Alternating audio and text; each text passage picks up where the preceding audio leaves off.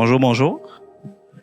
Donc, pour être honnête, c'est beaucoup plus facile de prêcher avec mes images dans mon ordinateur que devant des gens. Fait que l'introverti en moi était un petit peu content que vous étiez encore en zone rouge, comme ça fait moins de monde à regarder dans les yeux. C'est un petit peu plus intime comme setup. Mais je suis content d'être là ce matin. Honnêtement, quand je parlais avec Luc sur le coin d'une table, puis qu'il m'a dit il faudrait vraiment que tu viennes parler à l'église de ça, disons que je suis pas revenu. J'ai pas couru après pour qu'il me demande de venir.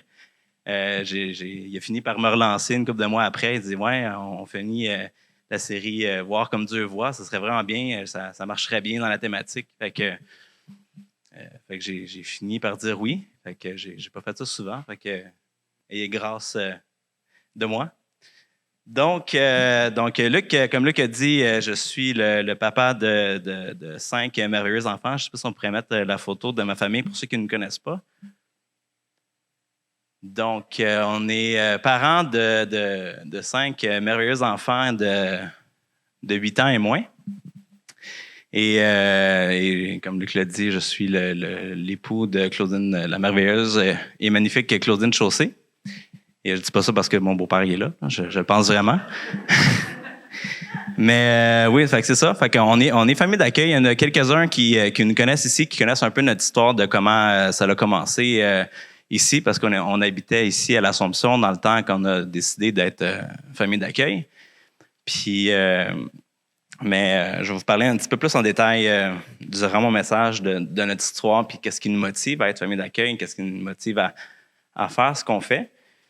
Mais avant, j'avais à cœur de un peu parler de la série. Je ne sais pas si on peut remettre le visuel de la série, Voir comme Dieu voit. Je ne sais pas si tout le monde le voit. C'est comme si quelqu'un avait un casque de réalité virtuelle devant les yeux, puis qu'il voyait plein de choses.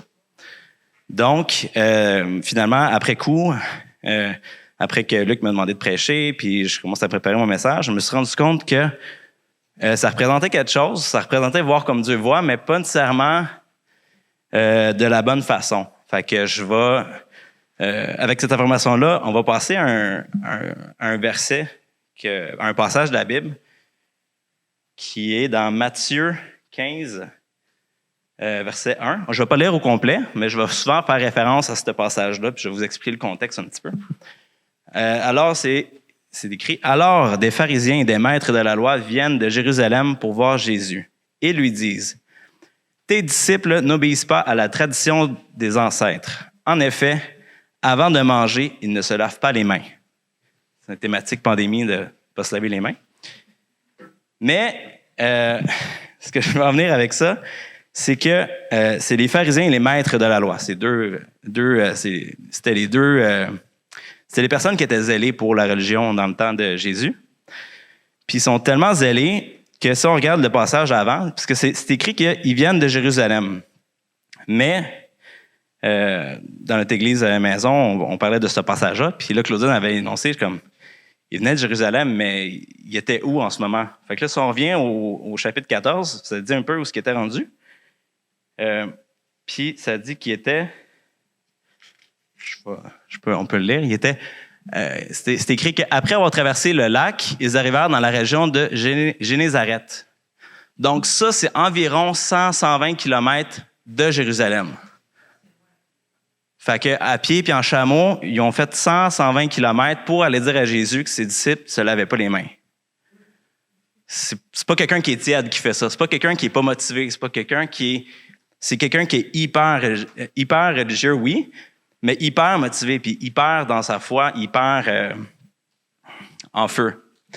Donc, tu sais, souvent, on pense aux pharisiens puis aux maîtres de la loi de l'époque, tu sais, comme ils apparaissent de quelque part, puis là, ils se mettent à critiquer Jésus, puis tu sais, on a une vision d'eux autres, mais ce que j'ai réalisé, c'est que ça fait des centaines d'années qu'eux autres, ils pensent faire la bonne chose.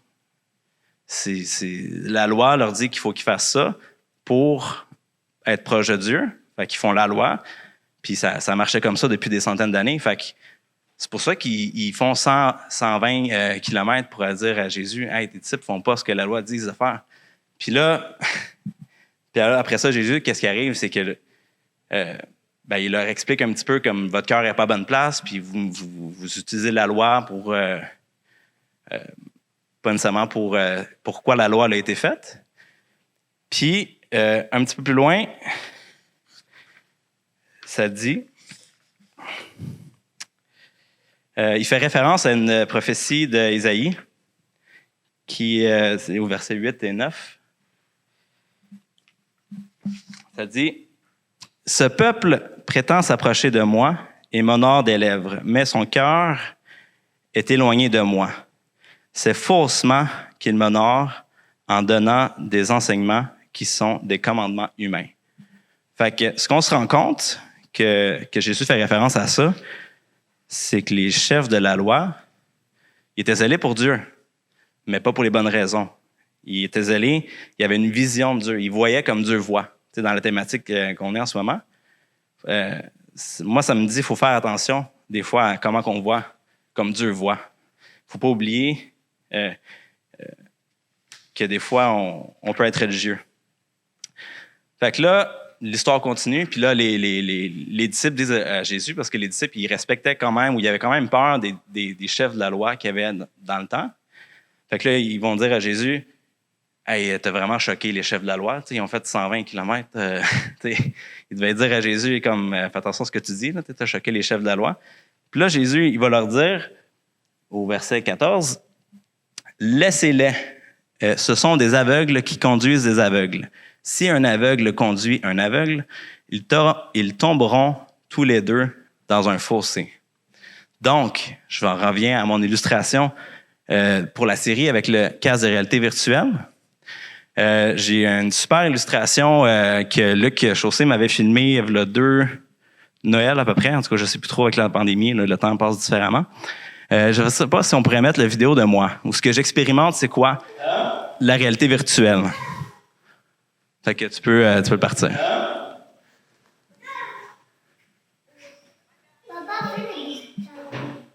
Ça, c'est Claudine.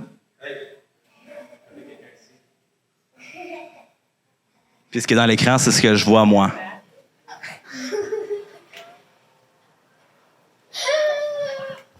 Ça, papa.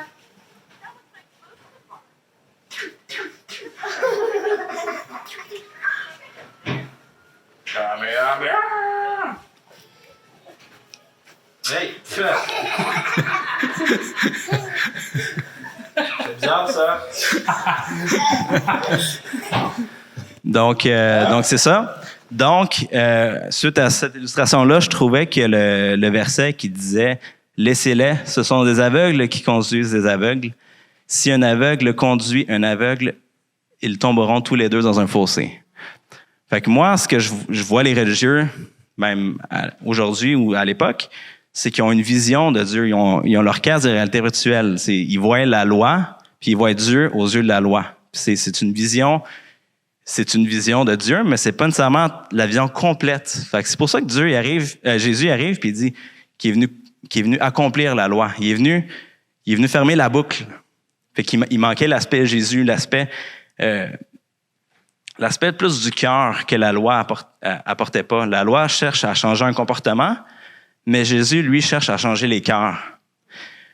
Puis, souvent, des fois, on peut être zélé pour Dieu, puis des fois, on lit la Bible, puis on veut changer le monde, mais on oublie que des fois, il faut rester les pieds à terre.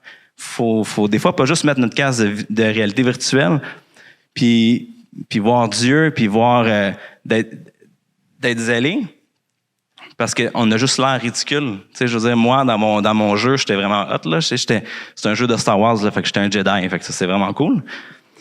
Mais dans la réalité, j'étais juste là avec mon petit bâton dans le vide. Fait que souvent, des fois, on peut avoir l'air de ça pour des non-croyants, si on est trop zélé, puis si on est trop spirituel, ou tu sais, on essaie de dire « je détiens la vérité », puis c'est ça la vérité, tu es dans le péché, tu vas dans l'enfer, puis tu sais, des fois, on martèle les gens dans notre côté zélé, mais on oublie d'avoir les pieds à terre, puis on oublie, 1, de regarder notre cœur, puis 2, de penser au cœur des autres autour de nous. Puis, fait que je veux en venir au fait que comment Dieu veut toucher notre cœur, comment Dieu veut changer notre cœur. Parce que là, on parle des religieux, on parle de la loi, mais comment Dieu veut nous transformer? Oui, il est venu se sacrifier pour nous à la croix, ça, on le sait. Mais comment... Jésus, il est très terre à terre.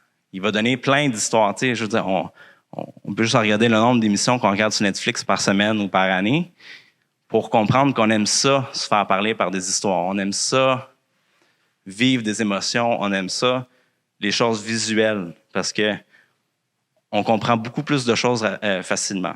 Fait que Jésus nous donne une piste très visuelle pour pas être religieux, qui marche très bien avec faire des disciples. Parce que faire des disciples, ça demande de prendre des gens avec nous, pas juste d'évangéliser à grandeur, puis que les gens se convertissent, puis on les laisse là. Ça demande d'aller les chercher, puis de travailler avec eux autres. C'est ça, faire des disciples. Mais faire des disciples, c'est pas dire « je détiens la vérité et tu vas faire comme moi ». Parce que c'est pas ce que Jésus a fait. Dieu, qui est au ciel, a décidé lui-même d'enlever son manteau de gloire pour venir sur terre, les deux pieds sur terre. C'est souvent, on voit l'histoire de Jésus, puis on la lit vite dans la Bible. On peut lire une couple de chapitres, puis là, il est rendu à 30 ans, puis c'est beau la vie. Mais j'aime l'illustration qu'on a faite il y a une couple d'années, il y a déjà un bon bout à Noël, quand on a fait une pièce de théâtre, où c'était la scène de la Nativité. Puis tu avais Joseph, puis Marie qui était avec les moutons, puis Jésus venait de naître. Puis c'était comme ça se passait comme une nuit après, où ce que Jésus pleurait, puis là, Marie était comme « OK, Joseph, c'est à ton tour d'y aller. » Souvent, on pense pas que l'aspect que Jésus était humain, puis que Jésus, il allait aux toilettes, Jésus était malade, Jésus était tenté comme toutes nous autres. Puis c'est Dieu qui a décidé de vivre ça.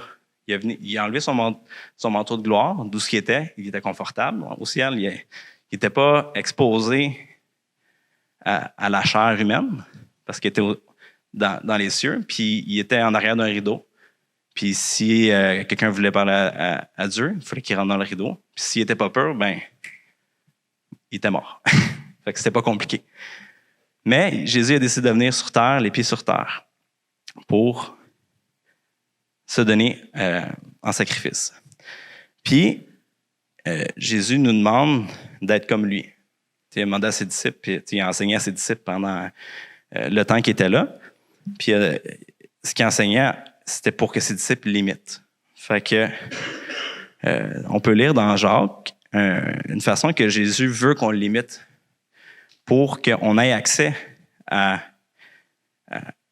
plein de bénédictions que Dieu nous promet dans la Bible.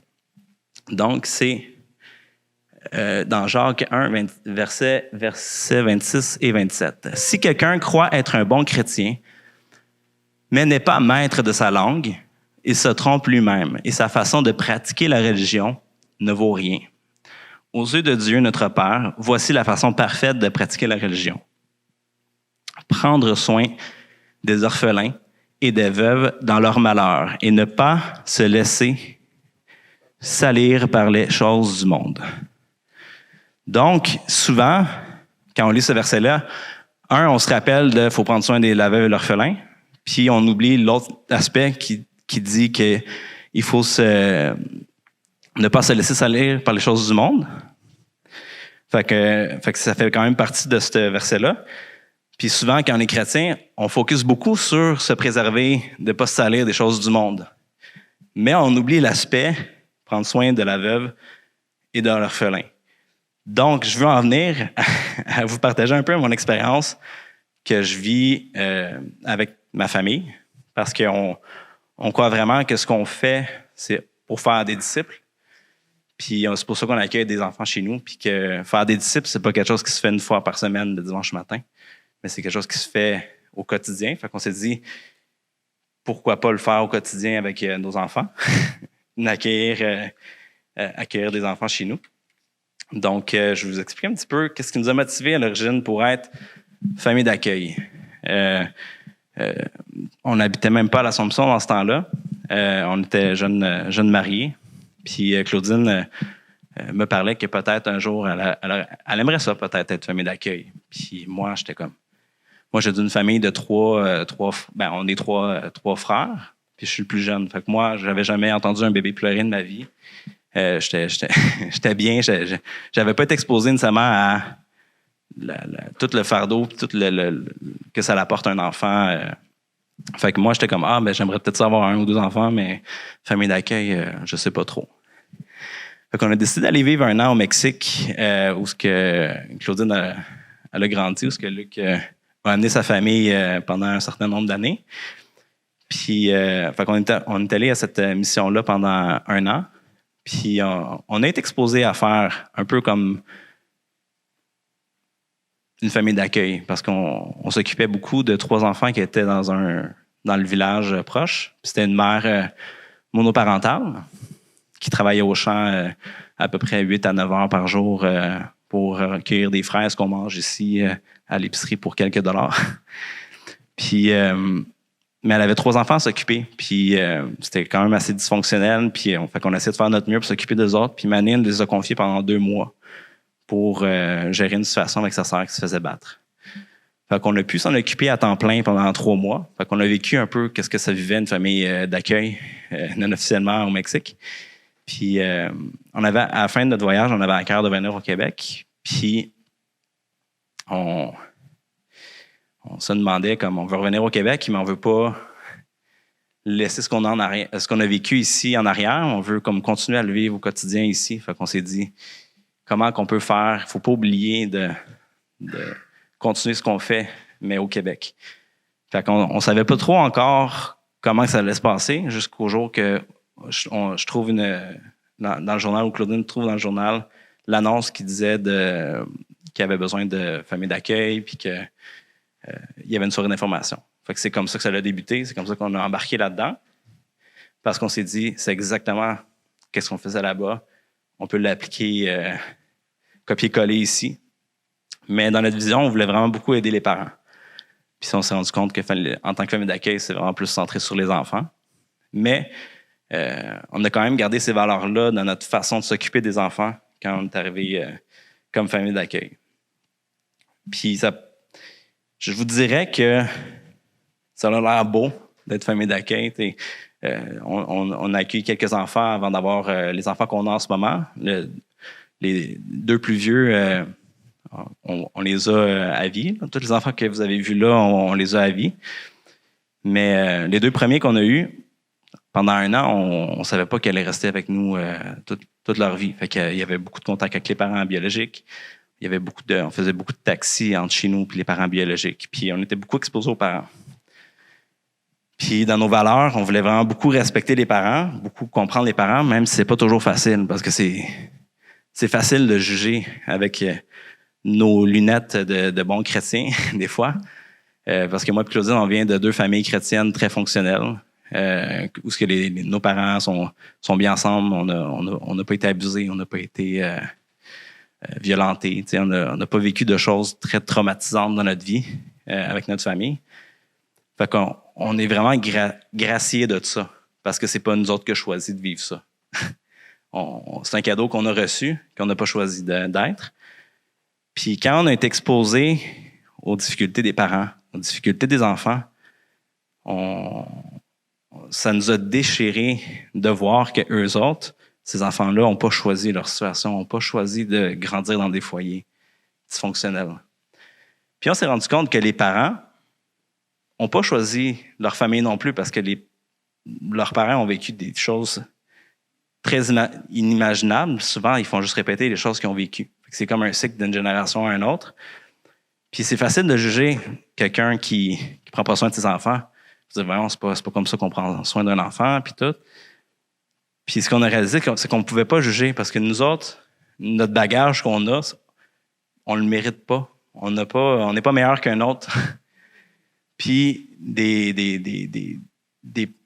parents qui ont eu des parents dysfonctionnels, mais leur logique est dysfonctionnelle parce que c'est ce qu'ils ont vécu. Puis souvent, on a tendance à vouloir juger, mais fait que c'est ça qu'on a vu dans notre famille d'accueil. Puis ça nous a appris beaucoup de choses sur sur l'adoption, que nous autres, on a été adoptés par Christ. On est imparfait. On est né avec le péché en dedans de nous. Puis Dieu a quand même accepté de venir sur terre, s'enlever son manteau de gloire, puis venir être déchiré pour nous. Il a décidé de venir nous regarder dans les yeux, les pieds sur terre, pour comprendre notre souffrance, pour comprendre ce qu'on vit. Puis à la fin, il a quand même dit « Pardonne-leur parce qu'ils ne savent pas ce qu'ils font ». Fait que ça nous montre qu'on est dirigé. Même là, on parle des religieux, mais on parle dans le monde qui sont aussi aveugles qu'un religieux, dans le sens qu'ils ont une vision de Dieu ou une vision de la société qui n'est pas voir comme Dieu voit. Fait que c'est pour ça que Dieu nous demande de ne pas juger notre prochain. C'est facile en tant que chrétien que là, ça va mieux, notre vie, on a de l'espoir, mais on ne veut plus s'exposer au monde. Souvent, on va se couper du monde, on va se couper de nos amis pas chrétiens, on va se couper de nos mauvaises influences. Puis, mais être famille d'accueil, ce que moi et Claudine, à chaque fois qu'on a accueilli des enfants, parce que là, je vais revenir un petit peu plus tard, ça a été les moments les plus difficiles pour notre couple. À toutes les fois, Dieu, ça a été des épreuves pour notre couple parce que ça nous déstabilise de recevoir des gens que il faut que tu aies un rôle parental, mais que tu aies les parents biologiques, puis tu es rappelé constamment que tu n'es pas leurs parents biologiques, que ces enfants-là viennent avec un certain bagage, que tu ne comprends pas toujours, puis qu'il y a beaucoup de choses. Puis on a appris à être parents en même temps, parce qu'on avait juste notre garçon d'1 an quand on a reçu nos enfants. Fait qu'on avait un garçon d'1 an et demi, un garçon d'1 an, puis un garçon de 8 mois à peu près. Fait qu'on était dans les couches par-dessus la tête. On sentait l'odeur de caca à longueur de journée. On sortait en amoureux, puis on sentait encore, on pensait qu'on en avait sur notre linge, tellement que c'était imprégné dans nos narines, là. Fait que ça n'a pas été des belles années. Quand tu regardes ces moments-là, je ne retournerais pas à cette époque-là. Puis si on m'avait dit que pendant 3 ans, ces enfants-là ne m'auraient jamais donné de câlin volontairement, qui nous aurait jamais dit « je t'aime » d'une façon volontaire, puis qu'on allait vivre toutes ces difficultés-là, puis que notre couple, on était quasiment sur le bord du divorce à toutes les fois. Probablement qu'on n'aurait pas décidé d'embarquer là-dedans, mais on avait juste quelque chose à cœur. Dieu nous mettait juste quelque chose à cœur, puis Dieu, comme une couple de semaines, Lise, elle avait dit que Dieu nous parle comme une lampe à nos pieds. Puis ça, c'est une grâce, parce que si on savait tout ce qui s'en venait, ce que Dieu nous appelle à faire, tout le prix à payer, probablement qu'on ne voudrait pas embarquer. Parce que c'est pas toujours facile. C'est ce que je veux en venir, c'est que d'avoir les pieds sur terre vient avec un prix. Jésus a décidé volontairement de partir de sa pleine gloire, qu'il peut se téléporter où ce qu'il veut, il peut faire ce qu'il fait. il est maître de tout. Puis il a décidé de venir les 2 pieds sur terre, puis d'être obligé de marcher, d'être obligé de dormir, d'être obligé de manger, d'être obligé de... Puis il est un humain comme nous autres, puis il a décidé de venir avec ces lois-là, puis décider de mourir de son sacrifice. Puis après ça, il nous demande de faire comme lui. Puis souvent, on oublie que Dieu a fait des sacrifices. Puis Dieu nous demande souvent de faire des sacrifices. Puis je veux pas devenir lourd dans ma prédication. Puis comme j'avais dit au début de la journée, Luc me demande c'est quoi le titre de ton message? Puis fait que j'avais plusieurs choix. Puis il y en a un qui c'était comme... C'était par rapport à la souffrance. Fait que c'était pas nécessairement encourageant. Je veux pas vous dire comme on est appelé à souffrir en tant que chrétien, il faut souffrir, puis let's go. Mais faire des disciples, ce qui est la beauté du message de Christ, c'est qu'il nous appelle à faire comme lui. Puis faire des disciples, c'est pas d'avoir la pleine connaissance, puis d'aller chercher les gens dans ta pleine connaissance, dans ta vision de Dieu, puis d'aller chercher les gens en dehors dans leur malheur, puis de les amener dans ta réalité à toi. Ce que Jésus a fait, c'est qu'il est sorti de sa réalité, puis il est allé dans la terre, dans le sale, dans le malheur, dans la pauvreté, dans le cœur des gens. Puis il parle au cœur des gens. Puis si on regarde au verset Matthieu 15, verset 18, Il dit, mais ce qui sort de la bouche vient du cœur, ce qui rend l'homme impur. En effet, du cœur viennent les mauvaises pensées, le meurtre, l'adultère, l'immoralité sexuelle, les vols, le faux témoignage et les calomnies. Ça, c'est ce qu'il y a dans le cœur de l'homme. Puis Jésus a décidé de venir parler au cœur de l'homme. Il a décidé de venir se déchirer pour un cœur où il y a le meurtre, l'adultère, l'immoralité sexuelle, le vol, les faux témoignages et les calomnies. Puis il est mort pour nous. Puis à la fin, il a quand même dit pardonne-leur parce qu'ils ne savent pas ce qu'ils font. C'est difficile de rester, quand tu penses au sacrifice de Christ, aux souffrances qu'il a vécues, c'est ce qui nous rend tout le monde égal, tout au même niveau. Parce que quand il est mort, vous vous souvenez que le rideau a déchiré. Fait que maintenant, la vision de Dieu n'est plus derrière un rideau, derrière notre masque de réalité virtuelle. Parce qu'à sa mort, tout a été accompli. Le rideau s'est déchiré. Puis maintenant, on a accès à Dieu par Jésus-Christ, par son sacrifice. Puis Jésus nous demande de faire la même chose avec la veuve et l'orphelin. Parce que pourquoi la veuve et l'orphelin? Pourquoi il met le focus sur la veuve et l'orphelin? C'est une thématique qui revient un petit peu partout dans la Bible. Dans Psaume 146, 9, ça dit « L'Éternel protège l'étranger, il soutient l'orphelin et la veuve, mais il renverse la voie des méchants. » Dans Isaïe 1,17, « Apprenez à faire le bien, recherchez la justice, protégez l'opprimé, faites droit à l'orphelin, défendez la veuve. » Dans Isaïe 1,23, « Tes chefs sont rebelles, complices des voleurs, tous aiment les présents et courent après les récompenses. Ils ne font pas droit à l'orphelin et la cause de la veuve. Ils ne viennent pas jusqu'à eux. » Il y a plein d'autres passages dans la Bible qui parlent de la veuve et l'orphelin, puis à quel point c'est important, ça pèse beaucoup sur le cœur de Dieu, sur le cœur de Jésus.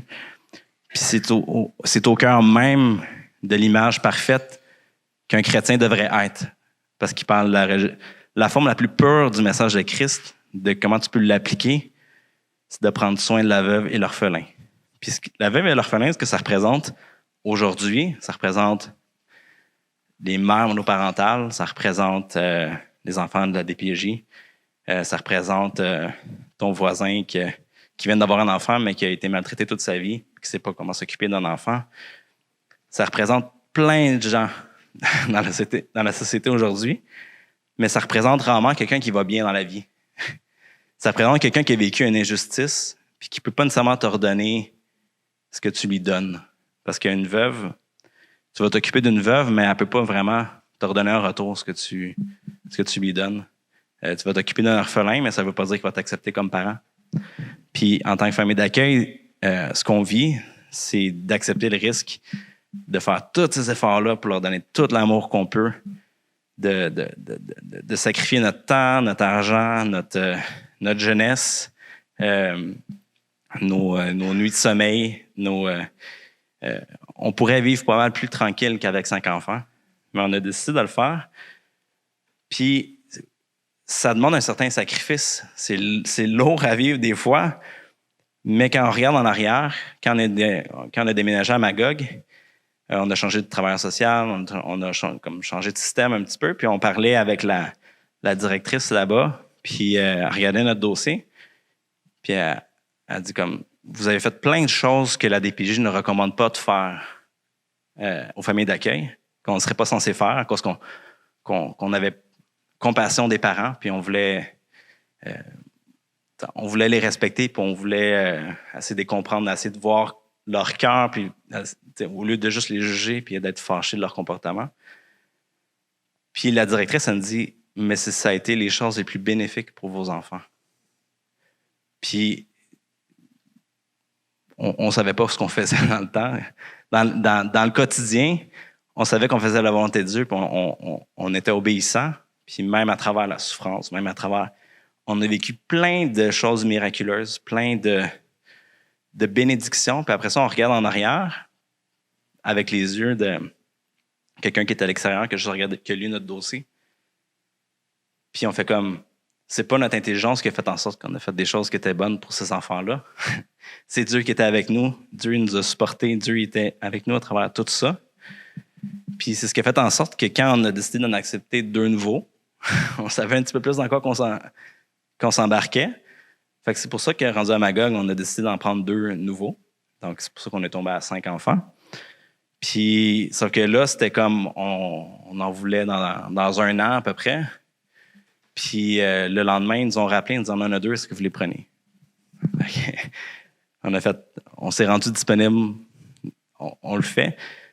On a juste eu un cœur obéissant. On savait très bien dans quoi on s'embarquait. On savait que ça allait être difficile. Puis ça a été difficile parce que ça a encore été une autre épreuve pour notre couple. Le quotidien n'est pas nécessairement plus facile, mais en Christ, on a une espérance. Quand tu regardes plus loin que juste le présent, parce que c'est ce que Jésus a fait en venant sur terre. Il n'a pas juste vu regarder le comportement des gens, il a regardé le cœur, il a vu le potentiel du cœur, puis il savait qu'en se sacrifiant, il allait pouvoir rentrer dans les cœurs des gens puis venir transformer les gens.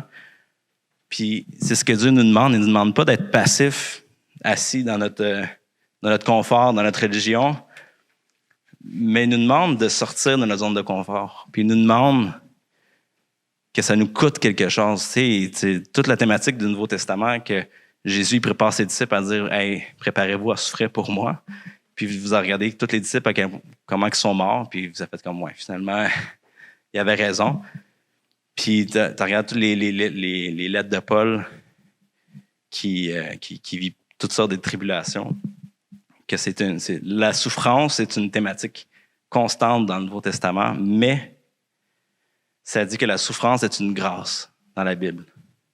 La souffrance est une grâce parce que la souffrance de Christ a été notre grâce.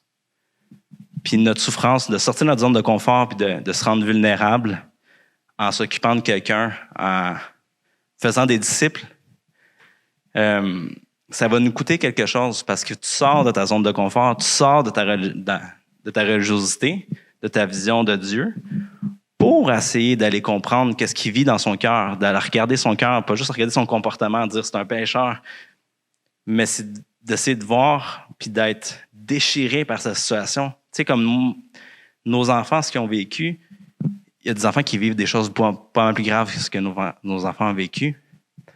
Mais quand tu regardes la mère, toute son histoire, parce qu'une des mères de nos enfants nous a écrit, parce qu'elle pensait s'enlever sa vie à un moment donné, puis elle voulait tout nous raconter son histoire pour qu'on passe le message à ses enfants quand elle allait comprendre un jour. Puis elle nous a tout expliqué ce qu'elle a vécu, l'abus, un père qui s'est suicidé. Puis après ça, tu regardes ses choix de vie, puis tu fais juste, elle n'avait pas le choix de faire ça comme ça, parce que c'est tout ce qu'elle a vécu. Puis t'es déchiré, c'est triste. Tu dis, comment quelqu'un peut vivre ça encore aujourd'hui?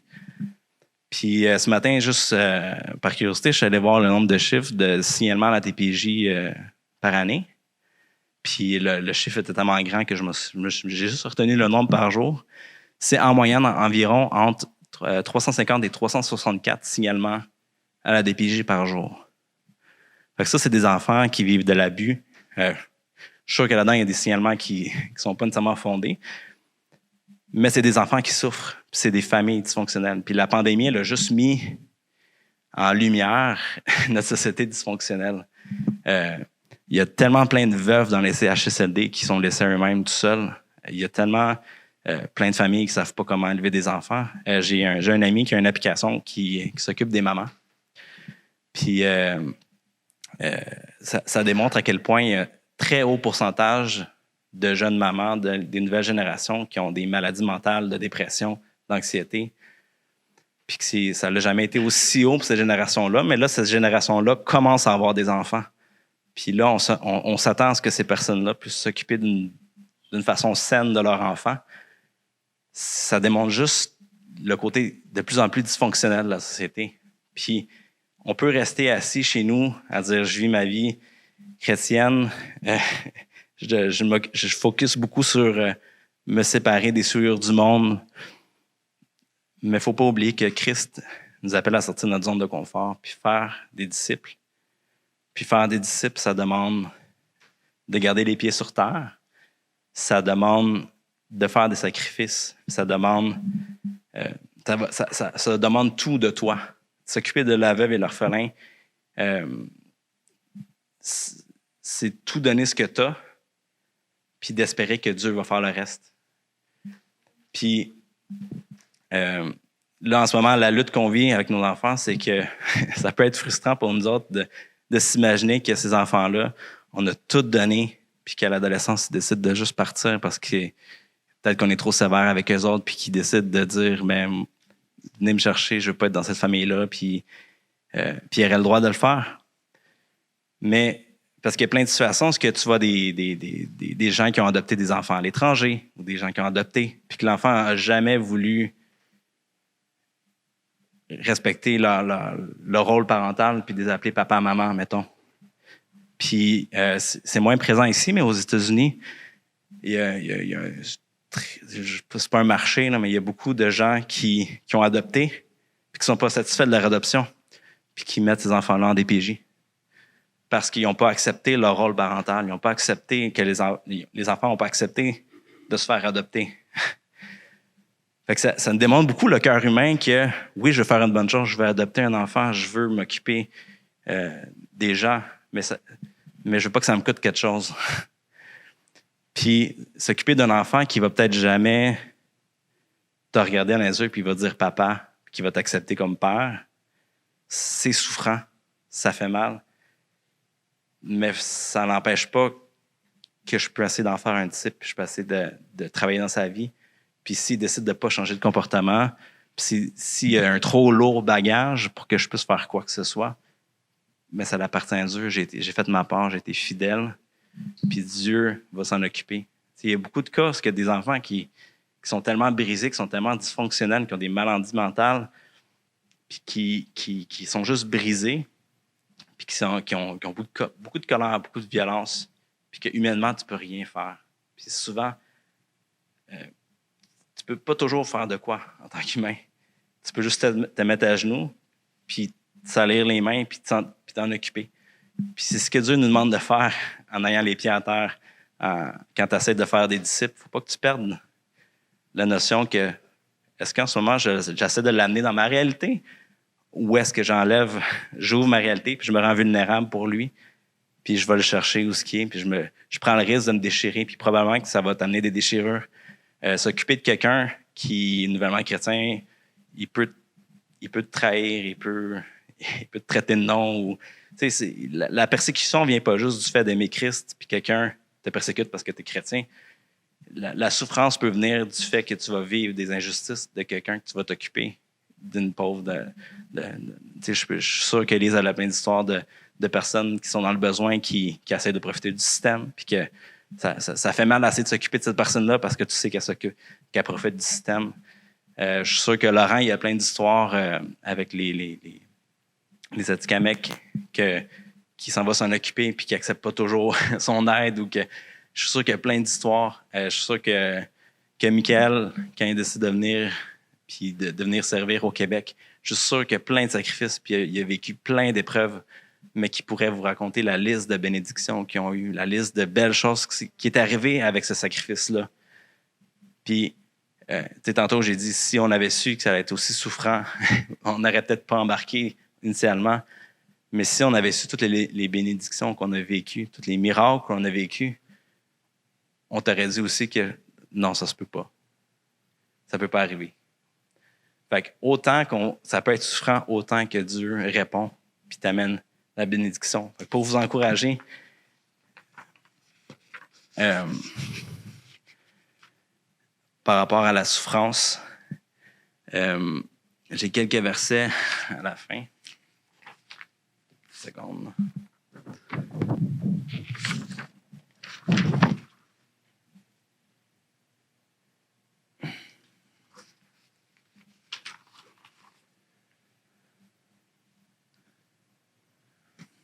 Bon. Si on peut juste mettre les 3 dernières slides, commencer par la première des 3, qui dit « Réjouissez-vous au contraire de la part que vous avez aux souffrances de Christ, afin que vous soyez aussi dans la joie, dans l'allégresse, lorsque sa gloire apparaîtra. Matthieu 11, 28. Venez auprès de moi, vous tous qui portez des charges très lourdes et qui êtes fatigués. Et moi, je vous donnerai le repos. Je ne cherche pas à vous dominer.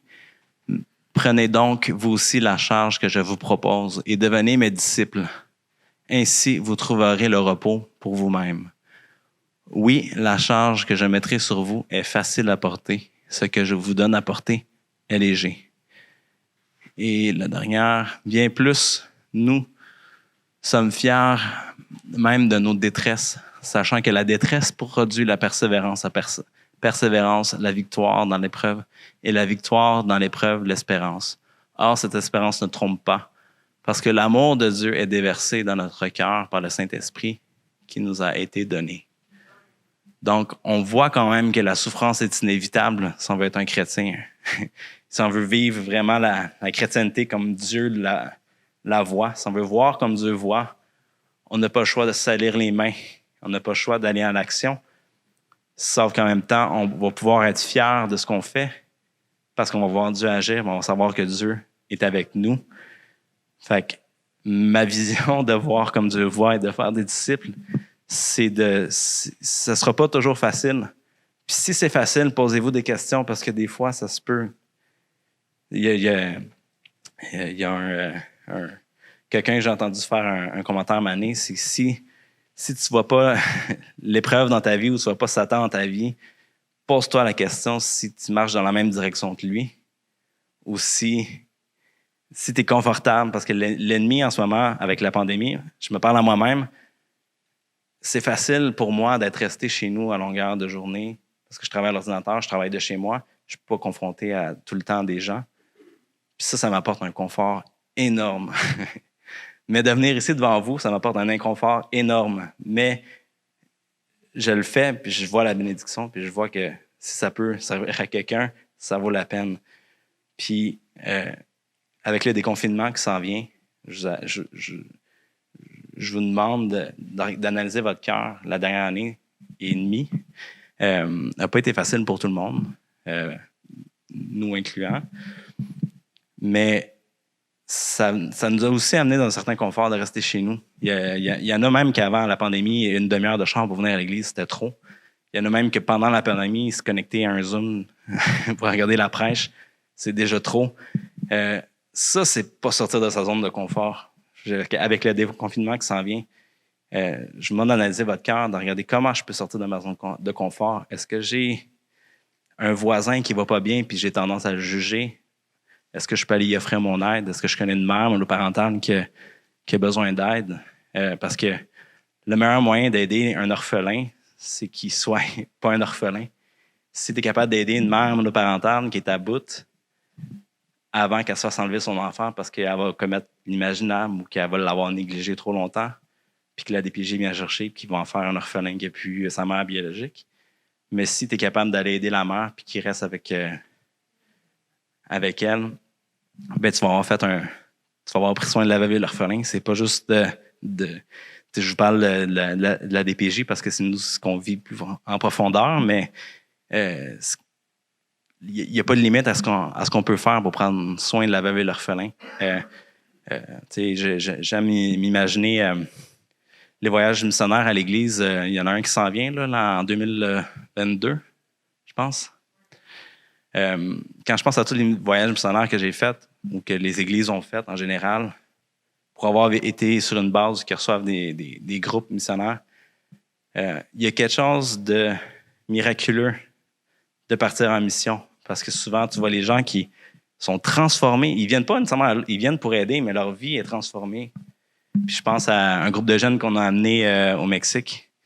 Puis il y avait tous des témoignages à raconter de choses qu'ils ont vécues. Parce que quand tu es exposé à la pauvreté, veux pas, ça te déchire, puis ça va chercher quelque chose en dedans de ton cœur. Tu te salis les mains, tu te rends vulnérable, puis tu es exposé à la difficulté, puis ça te transforme. Puis c'est ce que Jésus veut faire avec nous. Mais il ne faut pas juste que ce soit un voyage missionnaire d'un an. T'sais, nous autres, on envoyait bien là, des gens qui venaient, on dirait qu'ils venaient chercher leur dose d'empathie annuelle. il venait en voyage missionnaire juste pour vivre ce petit trip-là de transformer pendant une semaine, mais il ramenait pas ça chez eux. Mais Dieu nous appelle à faire ça à longueur de semaine, à longueur de journée, de se rendre vulnérable pour se faire transformer. J'aurais pas été la même personne si j'aurais pas accepté d'obéir à Dieu puis d'accueillir des enfants chez nous. Claudine, ma femme, elle serait pas la même non plus. Puis notre garçon, Ézéchiel, d'être exposé à tout ça, est vraiment pas le même parce que probablement qu'il aurait été un enfant unique. Ça, c'est une autre histoire. Mais ça te transforme, puis c'est ce que Dieu veut faire continuellement en nous. Il veut nous amener à ce qu'on lui ressemble de plus en plus. Il veut nous sanctifier. Puis souvent, ça nous amène à sortir de notre zone de confort pour être transformé. C'est pas juste je prie puis je lis ma Bible à chaque matin, fait que j'ai fait de ma part. C'est de voir Dieu au quotidien, voir les besoins autour de nous, de voir les cœurs, de pas juger les gens, puis justement d'aller, de se rendre vulnérable. Moi, je pense à quand j'étais célibataire, je me trouvais pas si pire comme chrétien. Quand tu es exposé juste à toi-même, c'est pas compliqué. Mais après ça, j'ai rencontré Claudine, on s'est mariés. Puis finalement, je me suis rendu compte que j'avais peut-être d'autres défauts, ou j'avais peut-être du travail à faire dans mon cœur, que j'étais peut-être un petit peu trop égoïste. Puis après ça, moi et Claudine, on s'est dit, c'était pas si pire que ça. Après ça, on a eu un enfant. Finalement, je suis peut-être encore un petit peu égoïste. Je tiens à mes nuits encore un peu trop, ou je tiens à mon temps. Okay. Il y a tout le temps des saisons dans notre vie où on se rend compte que notre cœur peut changer. C'est en sortant de notre zone de confort que tu t'en rends compte. Mais quand tu restes dans ta zone de confort, si on peut mettre le visuel de la série, quand tu restes dans ta zone de confort, c'est facile de voir des belles choses, de voir les belles choses dans la Bible, des miracles, puis de chercher des vidéos YouTube de miracles qui est arrivé, puis de s'exciter pour des choses que c'est pas toi qui vis au quotidien. Mais Dieu nous demande de ne pas juste être en arrière de notre casque de réalité virtuelle, puis d'avoir l'air un petit peu niaiseux des fois, de penser qu'on fait des belles choses pour Dieu, mais qu'au final, il nous demande juste d'enlever notre lunette de réalité virtuelle, puis d'avoir Dieu dans notre cœur, de le voir avec notre cœur, pas juste avec nos paroles, pas juste avec des belles actions qu'on fait, mais il veut transformer nos cœurs. Donc, c'est ce que je voulais vous dire ce matin.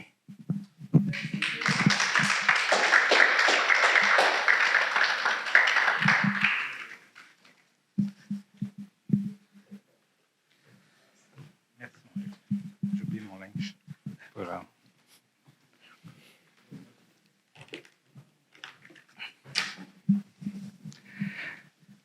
Ah, merci. J'étais pour vous inviter. Vous êtes déjà arrivés. Gloire à Dieu. J'aurais peut-être à cœur qu'on prenne la Sainte Seine juste avant de louer Dieu avec ce beau message. Merci, Luc, de nous rappeler que finalement, voir comme Dieu, si on regarde ce que Jésus a fait, c'est pas si compliqué. Moi, ce que j'ai... mon masque. On a un privilège d'enlever notre masque quand on est au micro.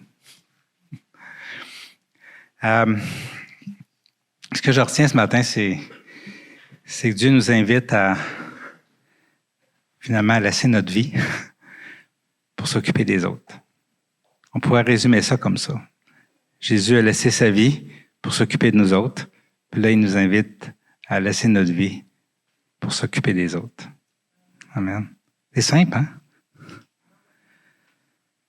J'aime beaucoup la jeune génération de Luc, de Michael, cette jeune génération-là qui n'ont pas peur. Parce que dans les années 70-80, quand tu te convertissais, il fallait que tu te mettes dans une chambre fermée et aseptisée pour être sûr de ne pas être contaminé par le péché.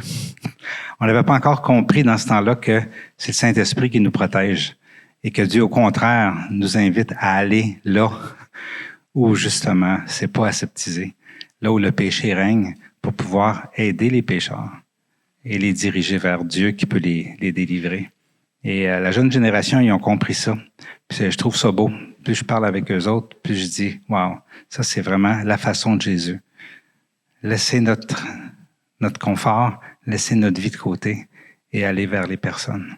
Et ce matin, j'avais à cœur qu'on prenne la communion en pensant ou en disant à Dieu, à Jésus, qu'on veut s'identifier à lui, à son corps et à son sang, à son corps avec lequel il s'est revêtu pour pouvoir vivre au travers de nous. Et de cette façon-là, Dieu nous invite, nous aussi, à nous identifier aux personnes qui souffrent autour de nous, avec tous leurs problèmes, avec toutes leurs difficultés, avec tous leurs péchés. Dieu nous invite à s'identifier à eux, pour être au milieu d'eux, pour être avec eux et les aider. Amen.